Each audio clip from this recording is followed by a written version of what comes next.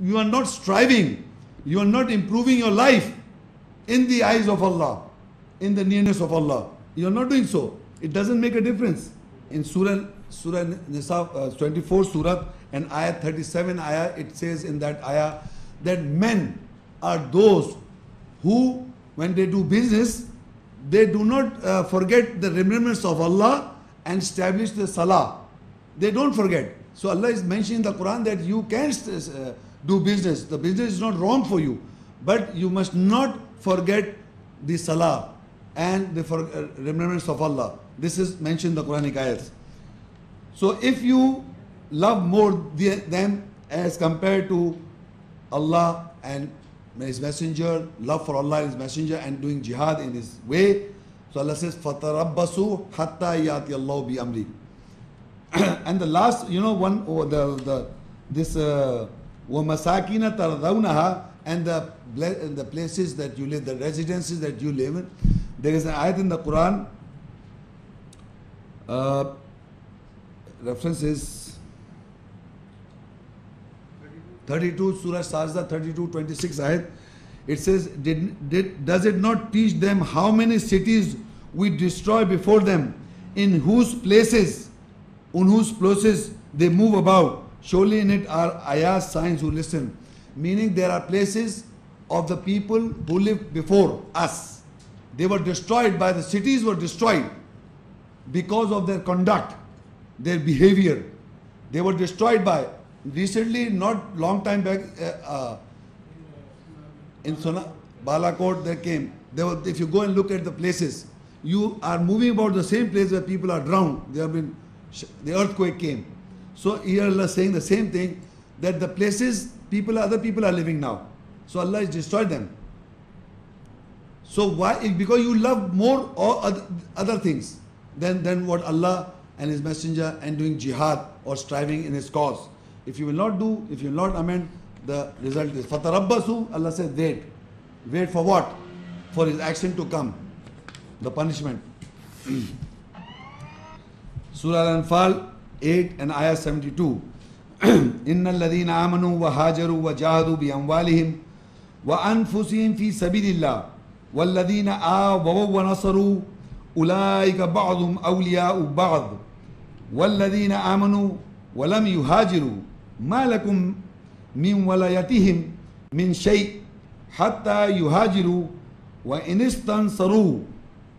استنصروكم في الدين فعليكم النصر إلا على قوم بينكم وبينهم ميثاق والله بما تعملون بصير. Surely those who believe, who migrate and jahadu, they strive with their wealth and with their psyche, the souls or the selves, in the way of Allah, and those who give shelter and help them, they are protectors of one another. And those who believe and do not migrate in belief, it is not a duty for you to protect them from anything until they migrate. And if they seek your help in the judgment, that is to al-Islam, to attain peace, then the duty over you is to help them. Except over the people, there is a covenant between you and them of not helping in the judgment. Allah is in sight with what you do. You see, all these ayahs that we have read, most of the ayahs is regarding your own soul or the self or the psyche. So he says, those who believe, those people who are believing, wahajaru. You see, first we have to believe and then we have to migrate. Migrate is not from one country to another country. There is a situation that when you migrate from one country to another country also. But in the Quranic ayahs, if you look in the context of the text, there is a migration in belief. Innal ladina amanu wahajaru. Surely those who believe and they migrate. Migrate in belief. Wajahadu bi amwalihim. And then they strive with their wealth. Wa anfusihim fi sabilillah. And with their nafs, their psyche, their soul, or their selves in the way of Allah. Meaning, first you have to believe, then you have to migrate. Because once you believe, once you in a particular situation, you may be practicing something wrong. After you look at the ayahs, you came to know that you were doing wrong. So now you believe that I was doing wrong. So I have to migrate, meaning you have to leave off. You have to leave that thing and you have to amend, you migrate.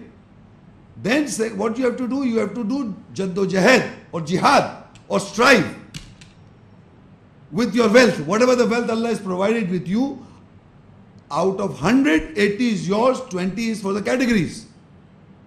You have to strive with your wealth, the wealth that Allah has given to you. Then you have to strive with your souls or your psyches. Meaning your psyche was apprehended by the devil, the shaitan. He has educated you in the beginning. All the people, mankind, before we read the Quranic ayahs, we have been educated by the Satan. He is in charge of us. Mostly the understanding that we are brought up by the norms or the standards given by the shaitan. So now, after you came to know, you believe, you migrate, you strive with your wealth, and you strive with your souls and selves in the way of Allah. And in the way of Allah is the do's and the don'ts, or the governing ayahs or the muhkamat ayahs that you have to follow, that you have to do. That is the behavior of the believers. And further it says, وَالَّذِينَ آوَوْا وَنَصَرُوا. And then the third aspect of those people is that they help those who and shelter people. Those who have attained this. Many people have believed, number one. They have migrated, number two. They are doing jihad with their wealth and with their souls. These people are helping others. And they give shelter to others, other people. They are ba'zum, ulaika ba'zum awliya ba'z. They are protector of each another. Meaning, I am helping you, you are helping me. I am a protector of you, you are a protector of me. It's vice versa. But the four things you have to do, I have to do the same. We are each other's protectors. They are helping each other. In this context, we are a protector of each other. Now it says, Allah says, وَالَّذِينَ آمَنُوا وَلَمْ يُهَاجِرُوا. And those who believe and do not migrate, meaning lip service, that they are those who believe and do not migrate, مَا لَكُمْ مِنْ وَلِيَتِهِمْ مِنْ شَيْءٍ حَتَّى يُهَاجِرُوا. Those who believe and do not migrate, it is not a duty for you to protect them from anything. So you cannot be a protector of those people who believe but do not migrate. They don't migrate, they just believe. Meaning they keep on doing the same thing where they were. After ayahs were told to them, they listened to the ayahs, they practice the same. They did not migrate, but they believe. They say this is right, this is right, this is good, this is correct. But they are stuck up in their own fancies. They don't change, they don't migrate. So Allah says, you are not a protector of those who do not migrate. And those who believe and do not migrate and believe, it is not a duty for you to protect them from anything until they migrate. And if they seek your help in the judgment, then it is duty over you to help them. Meaning, if they come to you and ask for a judgment of their lives or any situation, and if you know the Quranic ayat, any judgment, you help them. That you can do. In the context of helping people in the judgment, even if they are not migrating, people who are not migrating, you will not protect them, but you can help them in the judgment so that they come to know what is the correct aspect of a particular situation. Just tell them the situation is this is your situation, this is the judgment, this is the ayat. But you will not protect them. You will not protect them since they are not migrating. But you can help them in the judgment. But there is another condition further is that further, except over the people, there is a covenant between you and them sometimes there is a covenant between the non-believers and the believers that you will not, for example, if I am living in a country or in a place where suppose these are Christians living nearby, I expect them, I invite them, they can invite our believers at their place. But after some time, they told me that this is you should not invite our people. They come and tell me, Mr. Muhammad Shaikh, you will not invite my people or our people. Suppose I'm just trying to tell you something that you must understand what's going on. So this community says to me, Christian community, you will not invite our people to your lectures. You must have a covenant. So I will not go and make sure they will not. I will not, because there's a covenant. We will not invite your people and I will not invite their people. So there's a covenant between the binding. Like in certain countries, in communist country, there was a time that the Russians made a law that no publicly lectures of the Muslim community. In the hall, you can talk to your own people. You will not talk to our people. So where there is a covenant, you are not supposed to talk or educate the Quranic ayahs to them. So you will not help them also. But so this whole ayat is in this condition. First of all, those who believe and migrate, and then they strive, do jihad or struggle with their wealth and with their souls. These people, the duty on them is to help those or give shelter to those who migrate. So they are each other protector to each other. They protect each other. And if people who believe but do not migrate, then you don't protect them, but help them if they seek a judgment from you in a particular situation. You can help them. But you will not help those whom you have a covenant with these people that you will not assist our people, you will not give them judgment, or you will not educate them, our people will not come to you and your people will not come to us. So in this connection, if there is a treaty going on, then you will not help each other. Otherwise, you should be a protector of each other. This ayat is referring to this thing. And Allah knows what inside what you do, He knows. Surah Saf 61 and ayah 9. هو الذي أرسل رسوله بالهدى ودين الحق ليظهره على الدين كله ولو كره المشركون. It is He who has sent His messenger with guidance and with the judgment of the truth, so that He make it obvious of his every deen judgment, and even those who associate with Him dislike it. Now in this ayah, this ayah is repeated 3 times in the Quranic ayah, exactly almost the same except little bit difference. It says He has sent His messenger, Allah has sent His messenger with the guidance. This is the duty of the messenger. One of the duties of the messenger is that he is sent with guidance and with the judgment of the truth, so that he make it obvious on every judgment of his. What are the judgments of Allah in the Quran? There are many judgments laid down in the ayahs of Quran. For example, establish the salah is one judgment. Is one judgment, right? So this judgment is mentioned in the Quran.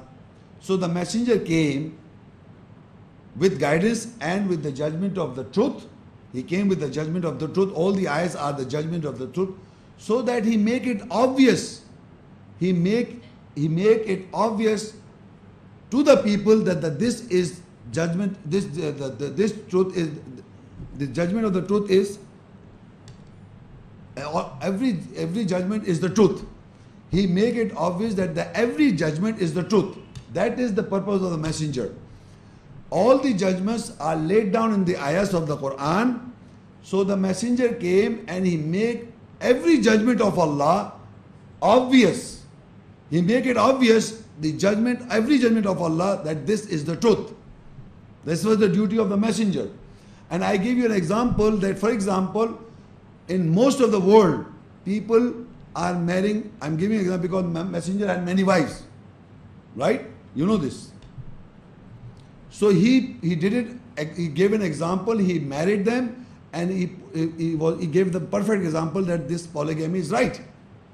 But now if the doctors and the scientists do researches, they will come to this conclusion that this is right. So this is what the messenger is supposed to do. What he reads the Quran, he delivers the message, and he gives the practical example and practice on it. And he gives the best example in doing so. So he make it obvious that this judgment is right. Every judgment in the Quran is do's and the don'ts that are written in the Quran. He practice them. He make it obvious to the people that this judgment is the judgment of the truth. This is what the duty of the messenger is. All the judgments, all the do's and the don'ts, as recorded in the Quran, is the judgment of Allah. And the messenger came to make that judgment obvious, that this is the judgment of the truth. To show it to the people that this is the truth. This is the duty of the messenger. So whatever you read in the Quran and whatever the practical example of the messenger is, that they ask you concerning menses, say to them this is a hurt. So if you do research, you will find this, yes, going near to the menses is wrong. So he make it obvious to the people, this is wrong. So you people are doing science researches, and finally they come to a conclusion that this, whatever the messenger recited, the ayahs, that was the judgment of the truth, and it has come from Allah. So all the ayahs were recited by the messenger, said by the messenger, and he made it obvious to the people that every judgment recorded in the Quran is the judgment of the truth. Adeen al-Haq.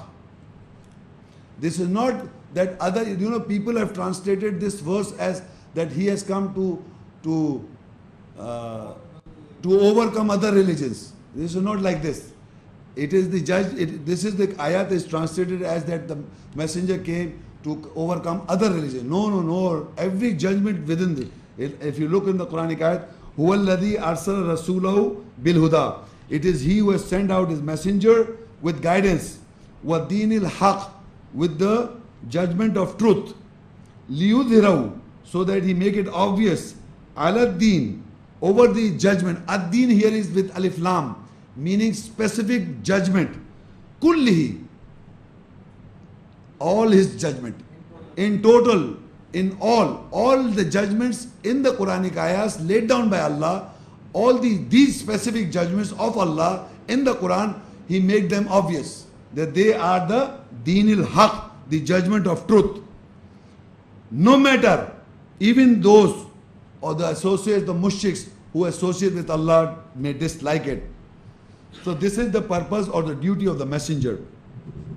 And Messenger Muhammad Rasulullah and all the messenger in the Quranic, if you read the ayahs, you will see that they gave the perfect example in implementing the ayahs. Al Imran 3 and ayah 85. وَمَنْ يَبْتَغِي غَيْرَ الْإِسْلَامِ دِينًا فَلَنْ يُقْبَلَ مِنْهُ وَهُوَ فِي الْآخِرَةِ مِنَ الْخَاسِرِينَ. And whosoever seeks a deen judgment other than Islam to attain peace, then it will never be accepted from him, and he will be from the lost ones in the last. You see, in the Quran, Quran says that if anyone who will seek a judgment other than Islam to attain peace will never be accepted. And this seems to people that people are telling me that there is an ayat in the Quran, they refer to this ayat. I'm talking about the non-Muslims. There is an ayat in the Quran, you are telling me that Allah has said it in the Quran, there is la ikraha fi deen, there is no compulsion in the judgment, and then he says that if people are going to accept other than Islam as a judgment, it will never be accepted. So this is basically saying that there is a way of compulsion. You see, there is a ayat, la ikraha fi deen. There is no compulsion in the judgment. There is no force in the judgment in the judgment of Allah's ayahs. And here it says, وَمَنْ يَبْتَغِي غَيْرَ الْإِسْلَامِ دِينًا.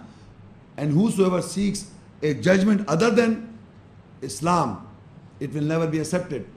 So people are telling me that here Allah says that people, there is no compulsion in the judgment, and here you are telling me that other than Islam, if I will not accept, so it is like a force. You have to accept Islam, otherwise it will not be accepted. So I am telling them, if you want to attain peace, the motive is you want to attain peace.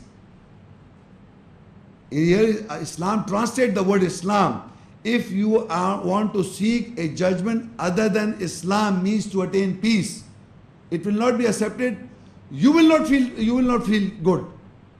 If you take a decision, if you judge in your life and take a decision which is not giving you peace, Allah will not accept and you will not be happy. So other than Islam is not some religion, it is other than you attain peace. If you will not take a judgment if you are taking a judgment other than Islam to attain peace, you will not be happy. You will be hurt. You will be depressed. So it's not a force. It is like Allah said, like Rafiddin in that ayah, it says that truth stands clear from error. Meaning all the judgments that are laid down in the ayahs, that is good for you, better for you, guidance for you, it is good for you. So it is clear. But people yet want to suffer in the world, they want to live in misery. So if they do not take the judgment they don't take the judgment other than Islam because they want to live in misery. They are people, their brain is work like that. Their brain is like that. They want to live in hurts and feelings, and they know it's doing wrong, and still they enjoy that type of living. And they say, we will see on the day of judgment, we'll burn the fire, we'll face the fire also. There are sadist sort of, masochist,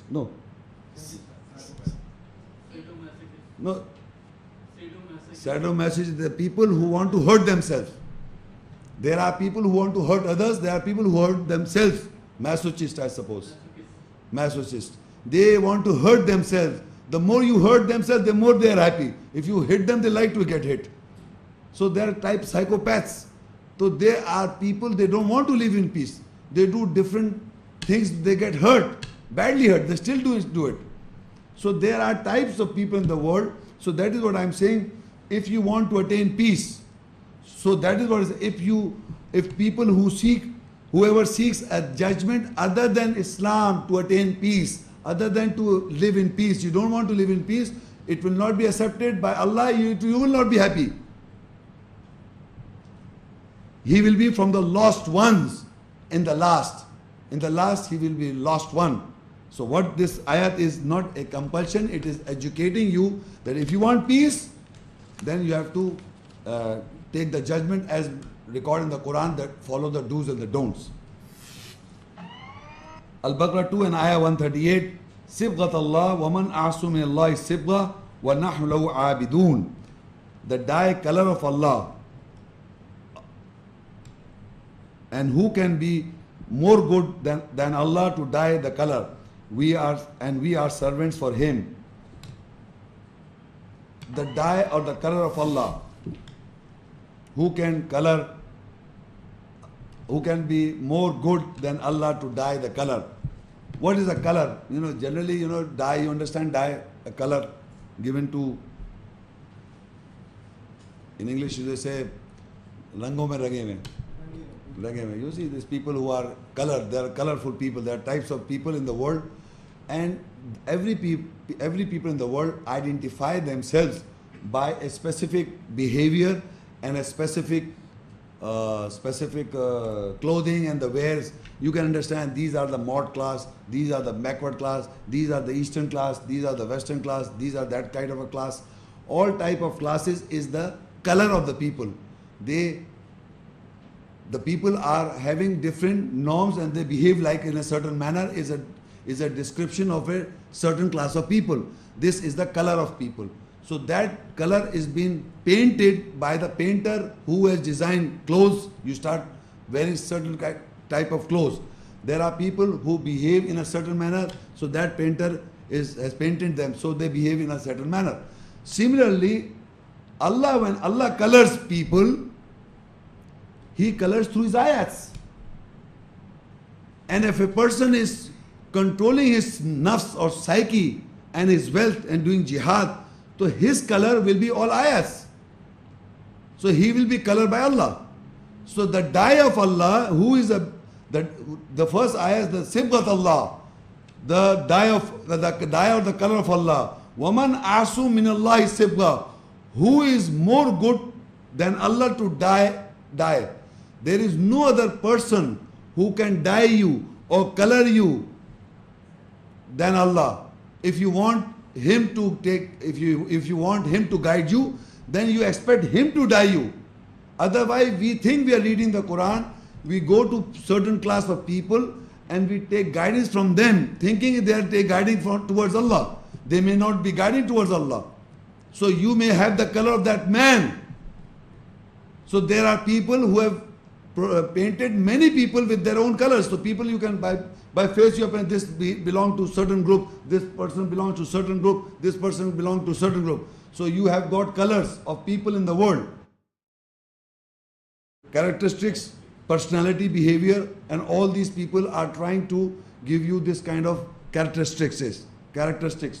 So now if you want Allah to color you, you must remember the ayahs, you must govern your personalities, and you educate people.